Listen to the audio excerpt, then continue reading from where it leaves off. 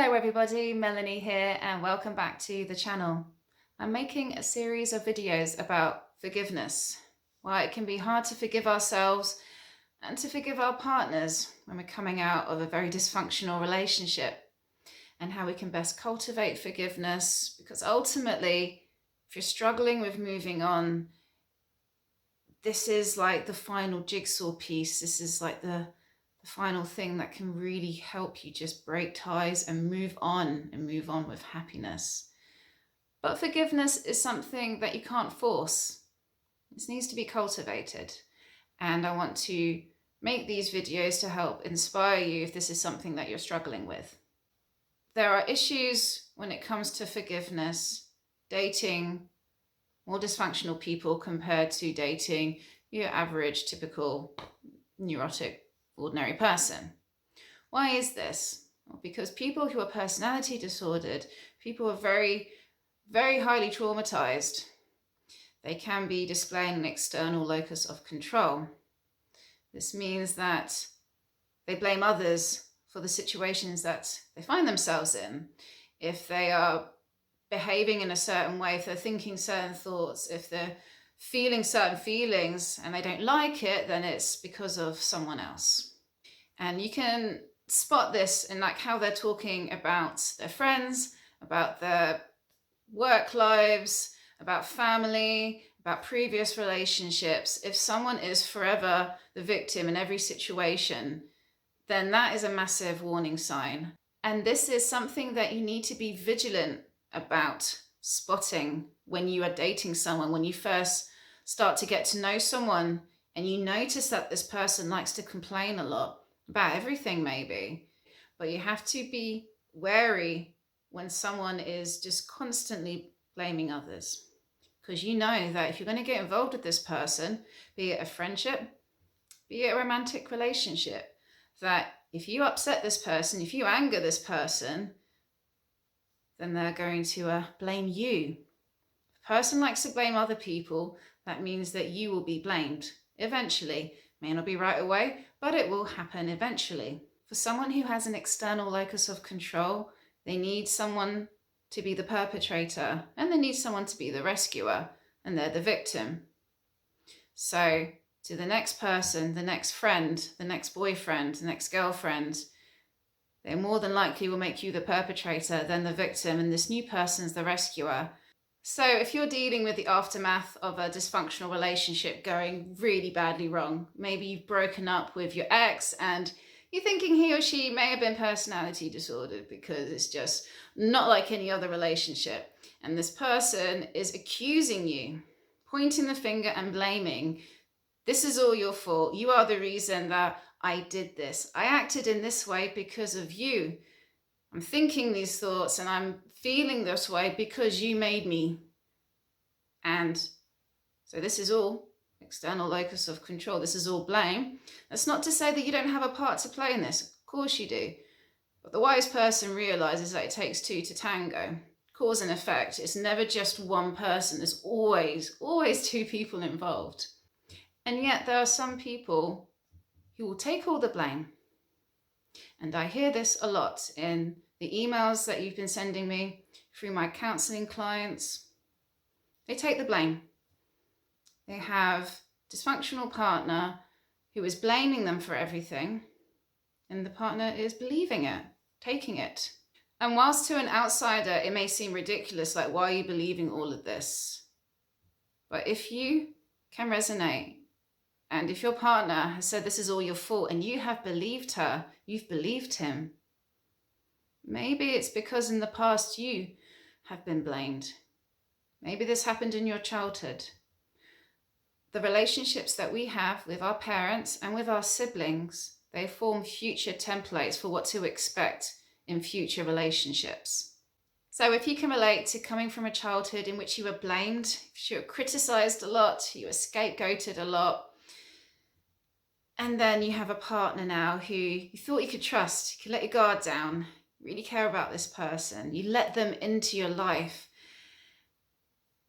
And at first they adored you, they built you up, they thought you were great, and now they seem to hate you and blaming you a lot and treating you this way, and then they leave and say, I've left because this is all your fault, you did this. It's painful, it's horrifying, it cuts deeper than any other wound does, because this goes to the initial wound from childhood. Someone who is close to us just then to blame us and then walk away. It's the most painful thing to bear, and it's really hard to forgive ourselves when we're in this state. It really is. The mind is trying to figure out what is going on, and so we'll long for the partner who was kind, who was loving, who appreciated. And it's hard to forgive ourselves when we want to latch on to that part of our partner, to that part of the relationship in the past, because we think it is my fault. I am the reason that my partner left. I'm the reason why it all went to crap. If you had a childhood in which you were blamed and shamed and it was horrifying, it's traumatizing. It means that when we have a partner as an adult who is doing this to us, then it can put us in an emotional flashback. So you're feeling the feelings that you did when you were young, when you were first experiencing this kind of abuse, basically, this pain, this suffering. When in an emotional flashback, feeling the pains, the horror, the torment, all the feelings from the past, and it's very loud. And what this does, it stops us from seeing things as they really are. We go into a younger state. The inner child, the wounded inner child within us often takes over and then becomes very reactive as to what's going on. I'm making this video because if you can relate to experiencing more emotional flashbacks and panic attacks from dating this dysfunctional person, and if things have ended and he or she has blamed you, saying this is all your fault, and you are believing it, please remember that it's really not all your fault. Take the time to really honestly assess what happened. And if you need to talk to someone else about this who's non-biased, then great. If not, write it down, or just sit there and be honest with yourself and think, what is mine and what is theirs? To own your actions. What was your part to play in this? Because when we do date people who are dysfunctional, it can be very provocative, the relationship, very much so.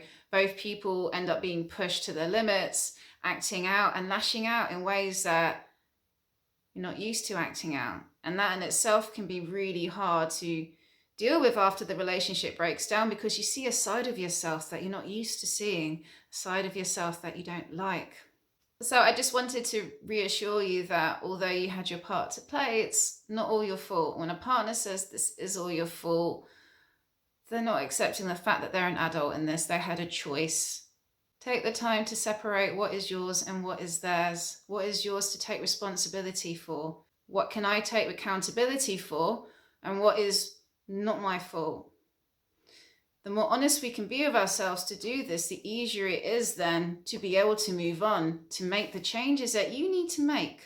It's okay if you've made mistakes. Part of this, the whole point of feeling remorse, guilt, shame, is so that we can make changes.